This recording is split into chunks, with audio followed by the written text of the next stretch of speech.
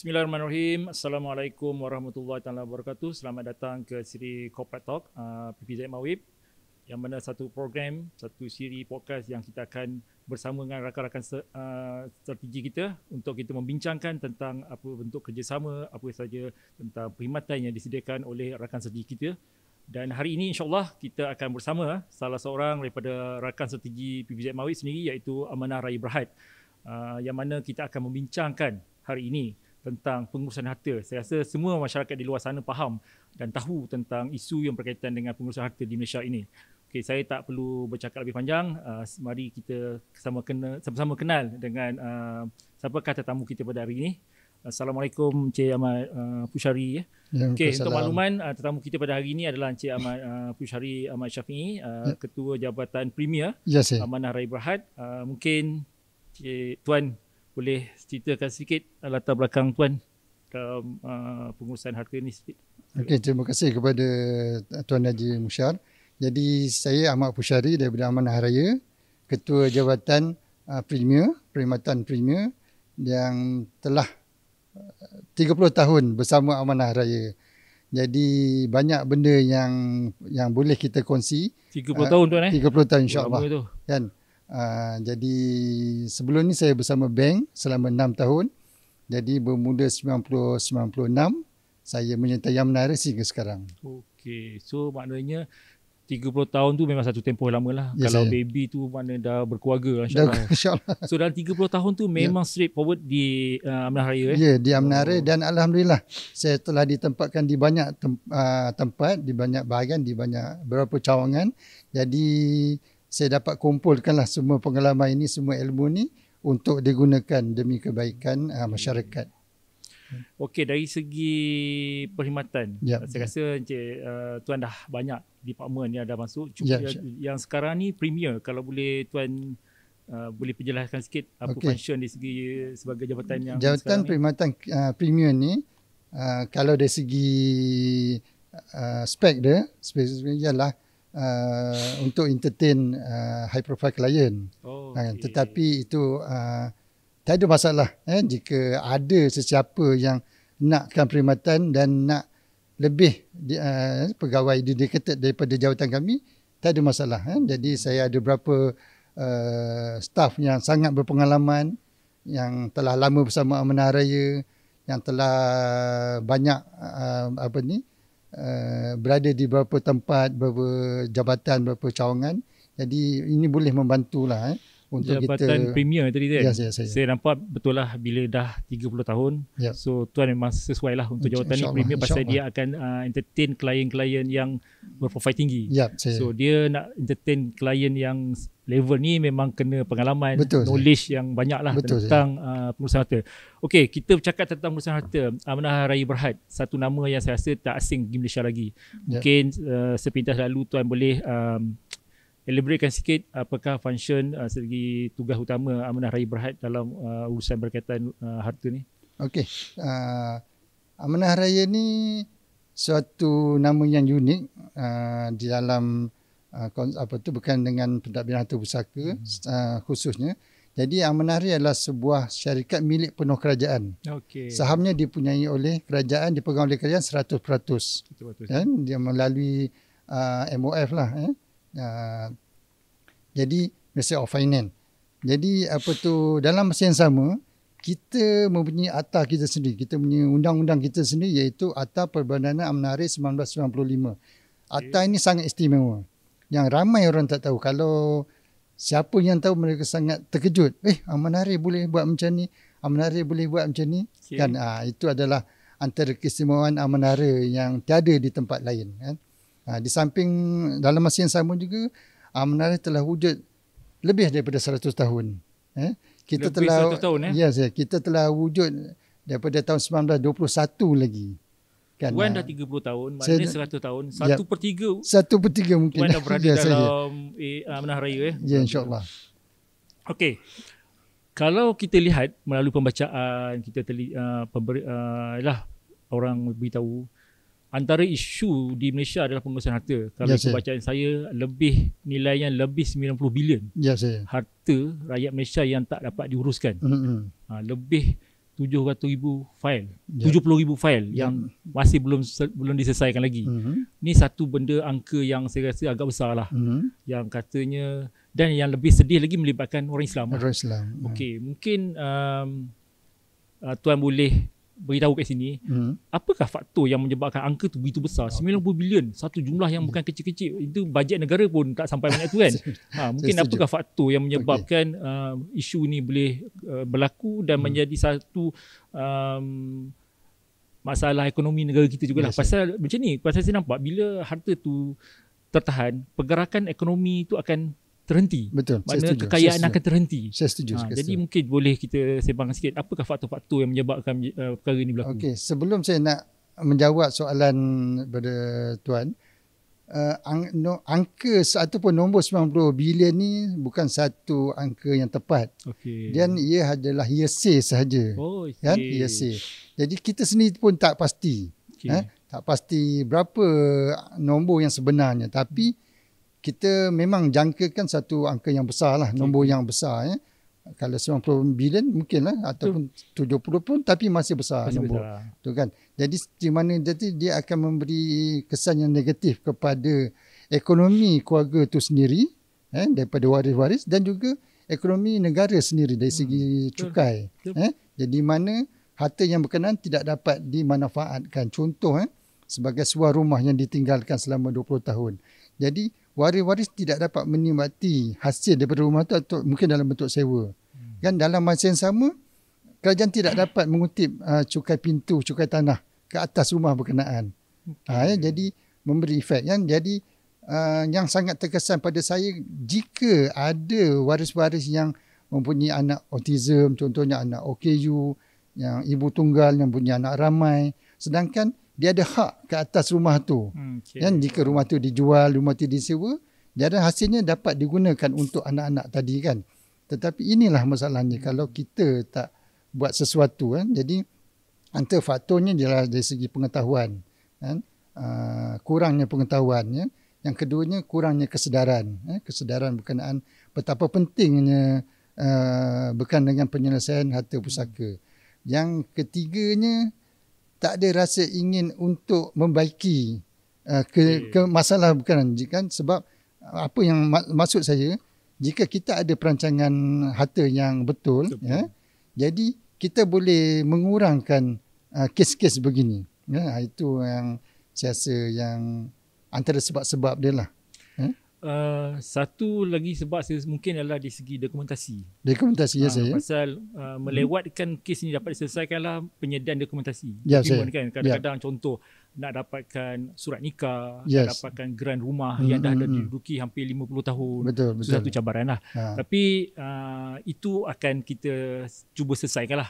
Okey, Tuan, dari segi Amanah Raya sendiri kan, saya rasa dalam tempoh yang 100 tahun. Macam-macam cerita dah ada kan. Mungkin Tuan sendiri pun dah lebih 30 tahun. Mungkin ada pengalaman ke macam mana. Kita nak lihat macam mana, bukan apa Tuan, dengan kita bersembang berbicara ni, mungkin kita nak tengok sudut positifnya. Kalau kita dapat menguruskan harta tu dengan baik. Dan mungkin apakah kesan yang negatif pula kalau dari segi kita gagal menguruskan harta kita dengan baik tu, selain daripada faktor ekonomi tadilah. Mungkin ada kisah-kisah, maksud saya kisah-kisah yang Tuan pernah hadapi lah. Selalu kalau orang tanya kan, macam saya ada cerita baik dengan cerita tak baik. Okey, saya nak dengar dua-dua tu. Atau mungkin saya nak tanya, nak dengar yang baik dulu ke yang tak baik tu. Okey. Nak dengar dua-dua kan. Okey, kita bermula dengan yang baik dululah. Yang baik kan. Jadi saya pernah ada kes berkenaan di Cawangan Kuala Lumpur, berkenaan dengan satu harta pusaka ni mempunyai wasiat. Maksudnya si mati telah membuat wasiat melalui amanah raya berkenaan dengan harta dia lah. Mereka duduk di Puchong. Okey, meninggal, jadi amanah raya bersama saya hadir di rumah di Puchong berkenaan untuk pembacaan wasiat. Dan yang bagusnya, bukan baguslah, yang unik dia, dalam waris-waris ni mempunyai latar belakang pekerjaan yang berbeza. Ada yang jadi pengarah, ada yang kaitan dengan kerajaan, ada yang perempuan tak bekerja, ada yang bekerja biasa saja. Jadi berlatar belakang pekerjaan yang berbeza kan. Tetapi dengan adanya perancangan harta yang betul tadi melalui wasiat dan amanah tadi, Ini wasiat daripada ayah mereka lah. ayah mereka, di mana harta ni dibuatkan begini-begini, sekian-sekian, dan sebahagian kecilnya disumbangkan kepada rumah anak yatim. Saya potong sikit. Dari Ya. segi penulisan wasiat ni, keluarga dia orang tahu ke sebelum arwah ni meninggal? Maknanya Tak tahu. Jadi, okey, soalannya bagus. Tak tahu. Jadi bila kita hubungi waris sangat terkejut. Sangat terkejut bahawa bapa mereka punya harta berjuta sebab tanah di Puchong tu, berjuta nilainya, dan sebahagian kecilnya disumbangkan kepada rumah anak yatim di Kelang. Saya hadir bersama. Saya hadir bersama dengan masa pembacaan wasiat tu. Jadi alhamdulillah. Itu yang positifnya, di mana dengan adanya perancangan harta yang betul telah membuatkan pengurusan harta berakhir dengan baik, cara yang baik. Kalau macam tu kan, yang dah lengkap, ada penulisan yang lengkap macam ni, berapa lama amanah raya settlekan dari segi pembahagian tu? Dia satu yang subjektif, tapi dalam contoh yang ini, sebab adanya dokumentasi tadi telah lengkap di amanah raya, disimpan di amanah raya, dan dengan adanya perkhidmatan amanah raya tadi, kita keluar daripada pejabat, hadir ke rumah berkenaan, berkumpul bersama-sama, dan alhamdulillah dapat diselesaikan dalam masa cepat dan kurang daripada setahun, sebab dia melibatkan mahkamah, pasal yang itu. Jadi dalam masa setahun. Jadi satu yang sangat unik dan sangat baguslah, sebagai satu pengajaran kepada kita lah, jika kita buat sesuatu yang positif semasa hidup kita, dan berakhir juga positif. Itu yang cerita yang baguslah. Kerana keluarga tu memang faham dan lega dan gembira alhamdulillah. mereka kan. Betul. Dan saya rasa untuk keluarga tu sendiri, dia ambil pengajaran lah, satu positif. So untuk peringkat mereka dengan anak-anak mereka pun buat benda yang sama ini jugalah, saya berani kongsi sebab saya hadir bersama di dalam pembacaan wasiat tu, dan saya nampak reaksi semua waris-waris. Saya hadir bersama waktu pembacaan di Puchong di masa tu. Kita dah dengar cerita yang baik. Yang negatif sikit lah. Yang negatif kan. Yang ini saya dapat konsen daripada waris. Dia kata tak apalah, ceritalah cerita saya ni kepada orang sebagai satu pengajaran. Menarik. Cerita ni sangat menarik, yang sangat terkesan kepada saya, di mana si mati dan isterinya selama berkahwin 20 tahun tidak punya anak. Tidak mempunyai anak. Ibu bapa telah meninggal dan si suami meninggal. Yang sedihnya, berlaku pertengkaran di kubur sewaktu selepas habis bacaan talqin. Melibatkan ipar, adik-beradik yang si mati ni sulung, adik-beradik arwah dan isteri tadi. Di mana ipar dua ini mengatakan, Kak Long ipar dia orang, isteri kepada abang long mereka, Kak Long tak ada hak ke atas harta pusaka abang kami sebab Kak Long tak ada anak. Bayangkan sampai macam tu sekali kan. Jadi inilah masa tu belum amanah raya tak terlibat lagi. Beberapa tahun si isteri ni tidak dapat selesaikan masalah tadi. Banyak ke tuan hartanya? Banyak. Harta di 2 apartmen di Kelang Lama, Jalan Kelang Lama. Ini saya yang uruskan sendiri. Jadi suatu masa saya berceramah berkenaan dengan ilmu faraid di Kedah. Tiba seorang timbalan pengarah jabatan kerajaan berkenaan bangun. Dia kata, apa yang tuan sebutkan tadi bukan dengan faraid tak berlaku, kata dia. Puan, apa yang saya sebutkan itu perempuan. Puan, apa yang saya sebutkan tadi semuanya dalam Quran. Tak, kata dia. Dari segi praktikalnya tak berlaku. Puan kena tarik balik apa yang puan cakap, kalau tak saya stopkan ceramah ni. Sebab ia berkaitan dengan Quran, saya kata kan. Surah Al-Baqarah, surah An-Nisa, apa yang diperkatakan dia menafikan sebab benda tu berlaku pada dia, kepada adik dia. Surah Al-Baqarah, surah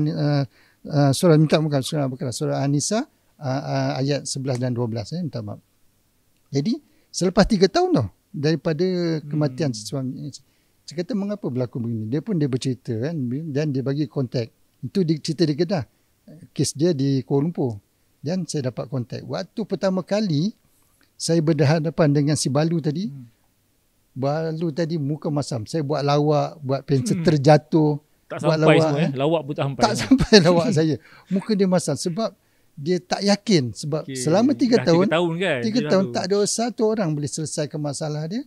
Tapi tiba-tiba dia hari ni dia hadir depan saya di Amanah Raya, di bilik saya, di bilik pejabat saya lah, kan. Dia sampai begitu sekali. Saya buat lawak, saya sengaja jatuhkan pen. Tak gelak. Tapi tak dia senyum. datang ke Amanah Raya. Sebab dia suruh oleh kakak dia, timbalan pengarah di Kedah tadi. Kan dia datang jumpa saya. Dengan ilmu yang ada pada saya, dengan pengalaman yang ada, dengan kuasa yang Amanah Raya melalui Akta Perbandahan Amanah Raya 1995, tadi saya dapat kumpulkan, saya dapat blendkan, saya tunjukkan satu kes yang serta-merta boleh diselesaikan, iaitu saham koperasi di jabatan suami dia bekerja. Okey, saham koperasi. Ya. Sebab ibu bapa si mati telah mati. Kalau kita mencarum penama, kan, kalau mati dulu daripada pencarum, bermaksud penamaan itu terbatal dengan sendirinya. Kan? Tetapi koperasi berkenaan sedang dalam proses untuk mengeluarkan cek kepada ibu bapa yang telah mati. Okey. Tapi lama juga nak keluarkan cek, 3 tahun juga. Mungkin tuan tak dapat tangkap saya. Bagaimana kita nak mengeluarkan cek, bayaran cek kepada orang yang telah mati? Telah mati. Penama tu telah mati 3 tahun yang lepas, ibu bapa. Jadi dia kata, macam mana cek ni, kata dia. Saya tunjukkan, saya Google, atas macam-macam saya peringam je, bawa benda ni, tunjukkan kepada pengurus koperasi berkenaan. Kebetulan Allah tu Maha Kuasa, kawan baik suami dia ialah ketua union, ketua Kesihatan Pekerja di syarikat berkenaan. Jadi pengurus koperasi berkenaan, alhamdulillah kebetulan puan datang hari ini. Selama ni kami baru sedar kami telah buat silap selama ni. Bayangkan, jadi itulah yang okey. Jadi dipendekkan cerita, melalui mahkamah apa semua kan. Jadi dapat diselesaikan, ya, secara tak ikut faraid tetapi secara takarus. Takarus ni dia bersetujulah tidak mengikut faraid, dia namakan takarus dengan persetujuan waris-waris yang lain. Di mana Balu tadi mendapat 2 apartmen di Jalan Kelang Lama, tetapi kenderaan dan wang tunai diserahkan kepada adik-beradik tadi. Dapat diselesaikan. At least dapat kan. Sekarang dan alhamdulillah dia sekarang dah berkahwin baru dan sedang berhappy-happy di Langkawi. Okey, kalau kita dengar cerita tadi lah kan, dia macam adalah sikit macam step-step yang perlu dibuat, tindakan dia perlu buat sebelum, selepas kita dah meninggal kan. Kadang-kadang orang kata tak payahlah kita serahkan pada faraid saja. Biar faraid je selesaikan masalah ni. Betul. Macam mana tuan kalau orang kita kena faham, kita kena faham apa itu faraid. Faraid itu adalah satu ketentuan hak setiap waris-waris yang telah ditentukan di dalam Quran yang saya sebut tadi, surah An-Nisa ayat 11 dan 12 kan. Jadi itulah hak saya. Bukan cara penyelesaian atau pusaka itu sendiri. Kan? Jadi dekat sini kita kena bezakan. Hak saya RM1,000 berdasarkan Quran ayat tadi. Tetapi bagaimana saya boleh dapat RM1,000 tadi? Jangan kata 1,000 lah. 10,000 lah kita kata. Hak saya bersama dengan 10,000. Kalau kita convert dalam bentuk ringgit. Tapi bagaimana nak sampai ke 10,000 tadi kalau kita tak buat cara pentadbiran yang terurus. Kan? Itu maksud dia kan. Sebab hak faraid ni hak individu. Kan? Saya jutawan tapi saya nak juga harta bapa saya. Kan? Abang saya tak bekerja, dia buang kerja tapi dia tak nak. Dia kata tak apalah, kata dia. Bahagian tu bagilah, aku ada duit simpanan aku, contoh kita kan. So maknanya dari segi ilmu faraid kita kena faham. Kita ada persediaan jugalah untuk pengurusan itu sendiri. Okey, saya nampak dah dari segi macam mana function peranan Amanah Raya Berhad. Okey, apa pun yang berlaku ada dalam kita nak memastikan kitaran ekonomi orang Islam tu akan bergerak terus ke hadapan kan. Betul. Okey, alhamdulillah kami di PBZ sendiri adalah satu institusi yang menguruskan tentang harta orang Islam juga. Mana kami melihat menyeru kepada masyarakat di luar sana, kalau ada kewajipan dah sampai wajib untuk mereka menunaikan kewajipan zakat, mari kita menunaikan kewajipan zakat lah. Di pihak Amanah Raya pula melihat dari segi pengurusan harta su. Dengan harta yang diurus dengan betul, dengan aset yang kita jaga betul-betul, insya-Allah harta itu akan mampu untuk menjadi pemilik harta itu pembayar zakat. Itu satu kaedah, yang satu formula yang saya rasa cantik untuk kita lihat. Okey, dalam hal ni saya melihat kerjasama. Kita ada kerjasama baru antara pihak PPZ Mawib dengan Amanah Raya Berhad. Saya rasa itu satu langkah ke hadapan lah. Pasal dalam senario sekarang ni kita tak boleh bergerak secara silo. Kita perlu bekerjasama. Kami di PPZ sendiri pun melihat sekarang ni trend untuk kita mencari rakan-rakan, cari bahu-bahu untuk sama-sama kita berganding bahu untuk maju ke depan. Kalau kita bergerak secara kaedah yang kita guna boleh, tapi mungkin perlahan sikit lah. Okay. Dalam hal ni Tuan, bagaimana Tuan melihat kerjasama dengan PPZ sendiri sebagai salah satu rakan strategi Amanah Raya? Saya secara peribadi memang menyokong sangat berkenaan kolaborasi ini. Begitu juga dengan pengarah urusan kumpulan kita yang sebelum ni, dia sangat menyokong, dan begitu juga dengan pemangku pengarah urusan kumpulan kita yang baru ni pun dia sangat menyokong, dan saya sangat teruja apabila green light sungguh dapat ya. Semua dapat. Saya sangat teruja note yang dia tulis sebelah tanda tangan dia tu, di mana dia sangat menyokong, dan dia sendiri mengutip data-data daripada data kami. Saya rasa mungkin tak dibuat oleh pengarah urusan yang mana-mana kan. Dia sendiri yang berusaha mendapatkan nombor begini, dan saya sangat terkejut lah. Jadi bermaksud dia sangat menyokong inilah di atas kolaborasi ini, dan saya memang sangat nampak kerjasama yang bagus di mana saya boleh katakan daripada hasil kerjasama kolaborasi bersama Amanah Raya dan PPZ Mawib ini, dia akan memberi kebaikan menyeluruh di pihak Mawib, PPZ Mawib sendiri, pelanggan mereka di pihak pelanggan Amanah Raya sendiri, dan juga masyarakat. Di mungkin mana tu yang boleh sebutkan sikit apakah bentuk kerjasama yang boleh yang telah kita susun tu. Kalau saya nak berkongsi bersama di sini, di mana antara Amanah Raya Berhad dan juga PPZ Mawib, kami ada berkolaborasi berkenaan dengan perkhidmatan bersama, di mana jika pelanggan Amanah Raya hadir di Amanah Raya, berurusan dengan Amanah Raya, dan tiba-tiba dia bertanya, kalau saya nak berzakat macam mana?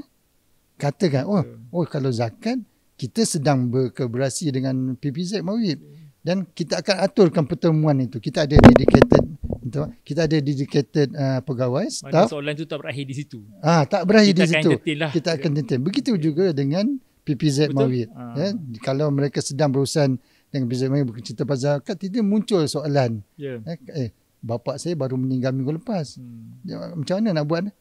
Tak apa, jangan risau encik, jangan risau tuan. Kita ada berkongsi dengan Amanah Raya. Nanti kita akan aturkan pertemuan, akan aturkan perbincangan. Jadi kita alhamdulillah, kedua-dua tim ada tim mereka sendiri, dedicated tim masing-masing, dan kita akan susun. Jadi yang saya kata tadi, win-win station, kalau biasa kita sebut win station dua pihak, tapi dalam kita ni ada tiga pihak. Amanah Raya ada wing kita sendiri, di PPZ pun akan dapat manfaatnya, dan juga masyarakat juga, di mana katalah contohnya zakat tadi akan disalurkan pada masyarakat kan. Jadi akhirnya masyarakat juga akan merasa nikmat dia daripada hasil kolaborasi kita bersama. Kalau kita lihat prospek antara dua institusi lah sama je.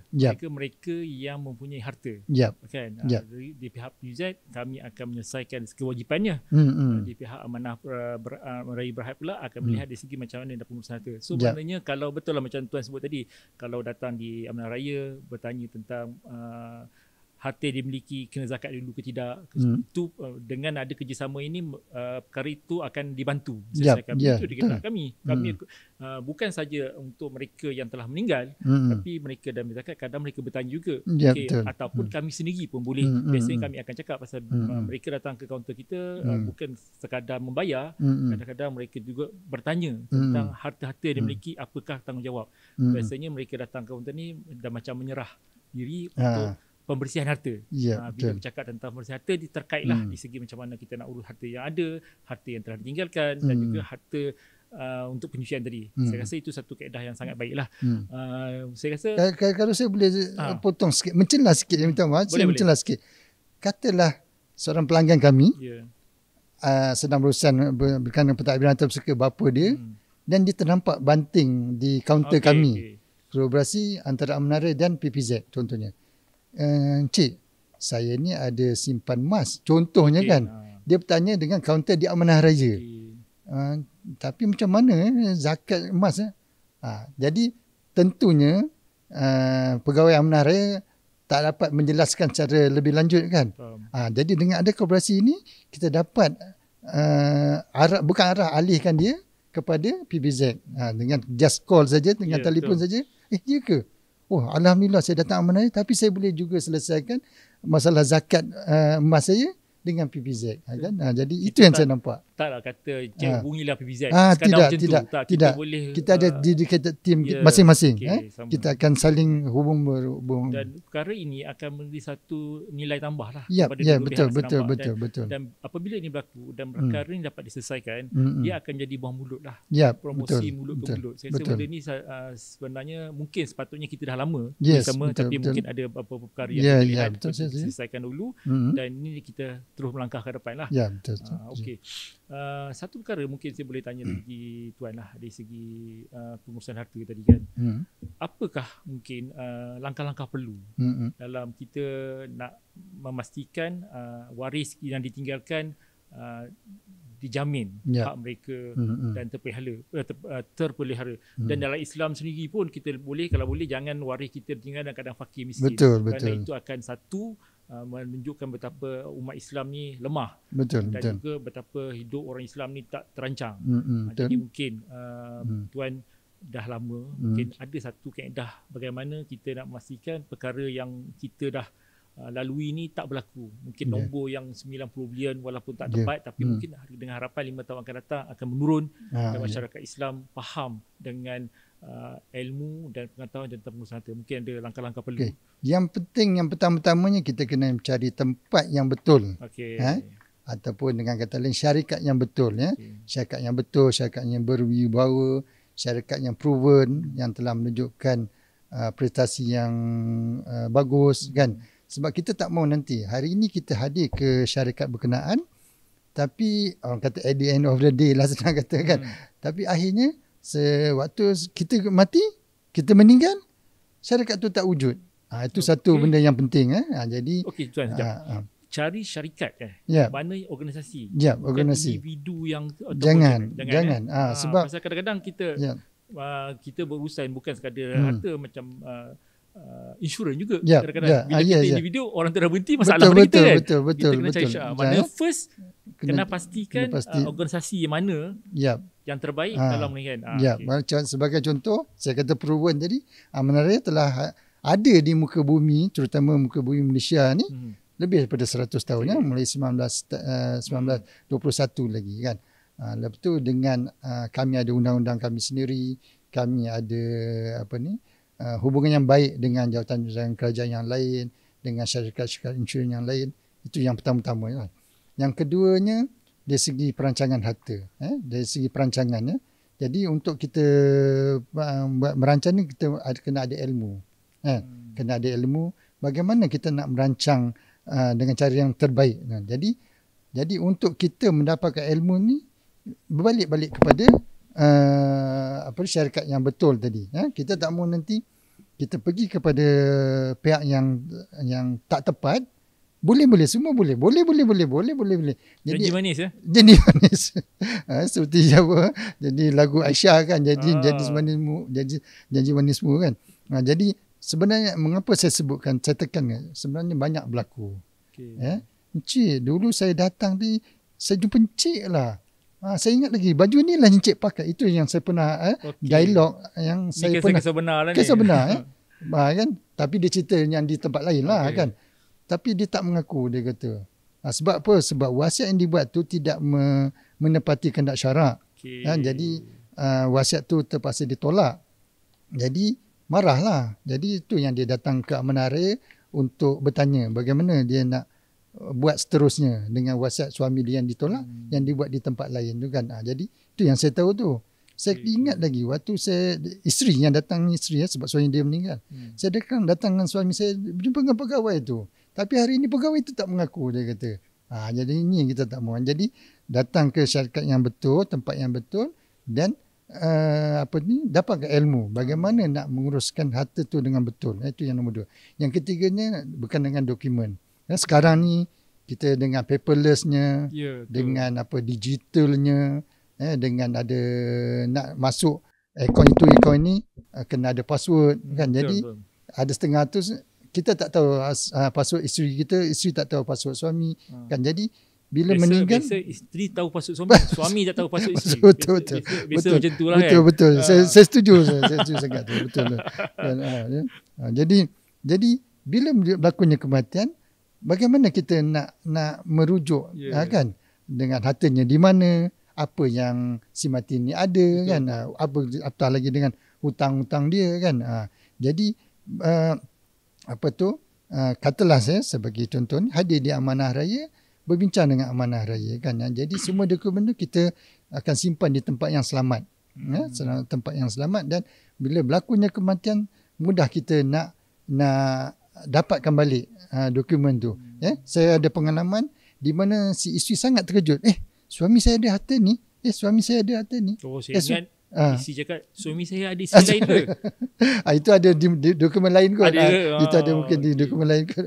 Jadi dekat sinilah pentingnya untuk kita merancang sebab sekali lagi saya kata at the end of the day, di akhirnya nanti kita nak pastikan bahawa perancangan harta kita tadi tu akan dapat dilaksanakan dengan cara yang terbaik, betul dan sampai matlamat dia, iaitu kepada siapa-siapa yang kita tentukan.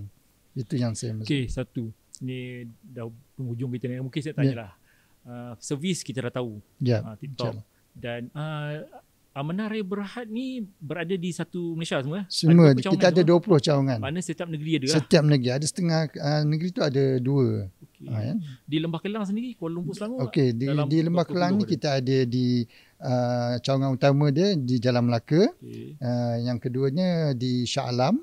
Yang ketiganya di Bangi. Okey. So maknanya setiap negeri, di semua ibu negeri tu adalah. InsyaAllah ada. 100 tadi? 20. Kita ada 20 cawangan. Di satu Malaysia? Ada 20 cawangan. 20 cawangan. Ya, saya. Okey, saya rasa tak susah lah untuk tak susah. Soalan saya macam ni, saya nak tanya. Okey, dah banyak offing ada, lepas tu perkhidmatannya dah terbaik. Mungkin satu perkara orang akan tanya kosnya. Sebenarnya kos Amanah Raya lah kos yang reasonable dengan selari dengan perkhidmatan yang kita berikan.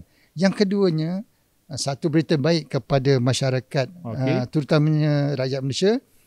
Sekarang ni kita ada berkolaborasi juga dengan syarikat insurans, iaitu syarikat Takaful Ikhlas. Di mana dengan hanya kita membeli insurans sebanyak RM10 sebulan, jadi jika berlaku kematian, syarikat insurans Takaful Ikhlas akan membayar pempasan sebanyak RM54,000. Okey. 54,000. Jadi cukup sebenarnya lebih daripada kos yang Amanah Raya kenakan kan. Okey. Jadi katalah ada balance. Balance tu akan masuk ke dalam harta persekutuan menjadi aset baru yang akan diuruskan oleh untuk saya sendiri, saya telah subscribe dua. Satu untuk saya, kalau saya mati harta persekutuan saya akan dapat RM54,000. Dan satu lagi saya beli untuk isteri saya. Dan kalau isteri saya meninggal, akan ada tambahan aset baru, iaitu RM54,000 daripada pampasan syarikat Takaful Ikhlas tadi. Okey Tuan.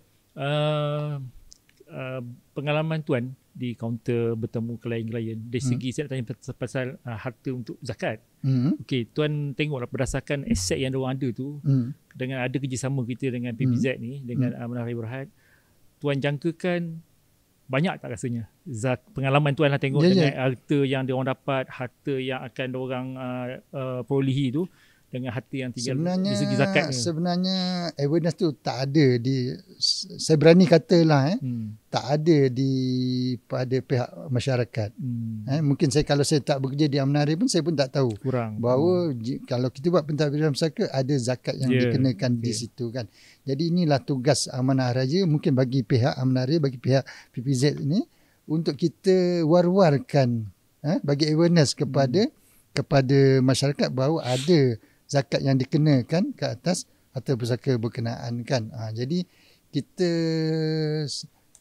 bukan sekarang ni, Amanari punya tugas memang daripada sebelum-sebelumnya ataupun daripada dulu sehingga sekarang kita akan ingatkan, kita akan maklumkan kepada waris-waris bahawa akan ada dikenakan zakat dan bukan waris yang bayar tapi melalui harta pusaka yang ada kan. Jadi bermaksud waris selesai harta pusaka berkenaan dan dalam masa ini keberkatan ada di situ melalui bayaran zakat dan tadi. Dan zakat ni pun kalau waris minta Amanah Raja uruskan untuk bayarkan, dia boleh tolak terus Yang sekarang ni Amanah Raja yang uruskan. Tapi dalam masa yang saya kena bagi tahu Amanah Raja tidak ada kapasiti untuk memaksa kan. Tapi biasanya mereka akan minta Amanah Raja uruskan.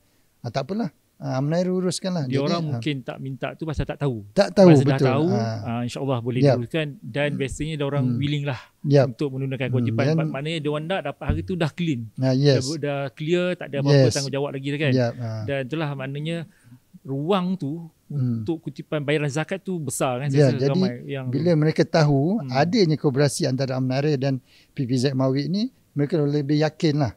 Lebih yakin bahawa zakat tu akan diuruskan dengan lebih betul, lebih tepat dan sampai kepada pihak ataupun asnaf yang dimaksudkan. Okey tuan, kita dah sampai ke hujung lah. Tiada mula pasti ada akhirnya kan. Mungkin dalam seminit dua ni kata-kata akhir tuan dari segi pengurusan harta dan kerjasama antara kita PPZ dengan Amanah Raja Berhad, mungkin satu benda yang tuan beri katakan. Seperti yang saya banyak kali tekankan tadi, perancangan harta adalah sangat penting. Sangat penting di mana adanya perancangan harta yang betul dan dibuat di tempat yang betul kan, dapat memastikan pengurusan harta di kemudian hari akan dapat dibuat dengan cara yang terbaik dan sampai kepada waris-waris yang atau pihak-pihak yang dimaksudkan. Yang pertama. Yang keduanya, harta pusaka ni adalah umpama harta amanah. Di dalam harta amanah berkenaan adanya harta bagi waris-waris dan juga sebahagiannya ada harta masyarakat di luar sana, iaitu dalam bentuk zakat tadi kan. Jadi dengan adanya kolaborasi antara Amanah Raja dan PPZ ini, insya-Allah semua pihak akan merasa mendapat nikmat dan manfaatnya, di mana waris akan dapat bahagian mereka sendiri kan. Amanah Raja dan PPZ Mawib telah melaksanakan tanggungjawab masing-masing yang diamanahkan dan juga masyarakat juga terbela dengan adanya zakat sampai kepada mereka. Itu yang terima kasih tuan. Saya rasa banyak perkara kita dah bincang hari ini. Yang penting untuk kemaslahatan ummah, ekonomi Islam, dengan adanya perancangan yang betul, yang tepat, saya yakin umat Islam akan lebih faham dan akan melaksanakan kewajipan yang sepatutnya mereka lakukan. Terima kasih Tuan Fashuri, Ketua Jabatan Premier Amanah Raja Berhad.